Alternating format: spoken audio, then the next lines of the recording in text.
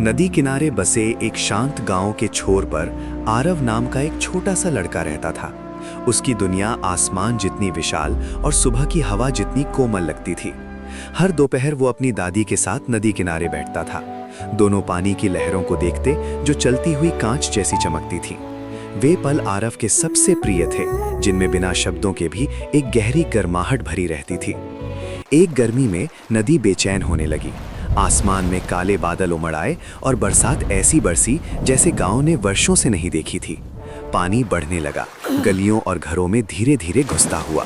वो चप्पलें, टोकरी और लोगों की हंसी तक बहा ले गया। आरव खिड़की से देखता रहा जब उसकी परिचित दुनिया कीचड़ भरी लहरों में धुंधली हो गई। जब तूफान थमा, चारों ओर गहरी शांति फैल गई। पेड़ थके हुए झुके थे, छतों से पानी टपक रहा था और नदी रहस्यों से भरी, भारी और शांत दिखाई दे रही थी। आरव बाहर निकला। उसके छोटे कदम गीली मिट्टी में धंसते गए। तभी उसने टूटी बाड़ के पास कुछ कांपता हुआ देखा।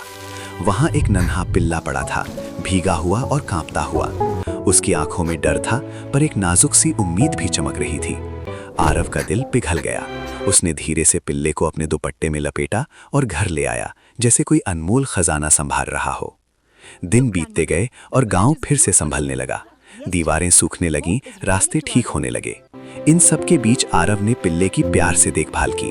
उसने उसे गर्माहट, आसरा और धैर्य दिया। धीरे धीरे पिल्ला स्वस्थ और खुश रहने लगा। वो हर जगह आरव के पीछे पीछे चलता। उसकी पूंछ खुशी के छोटे झंडे की तरह हिलती रहती। एक शाम आरव फिर से नदी किनारे बैठा।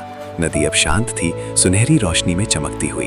पिल्ला उसके पास आराम से लेटा था, अब बिल्कुल निडर। उस कोमल रोशनी में आरव ने अपने भीतर कुछ नया महसूस किया। एक छोटा, स्थिर साहस जो चुपचाप जन्म ले चुका था, जैसे परिवर्तन की नदी पर तैरती एक नन्ही, बहादुर नाव।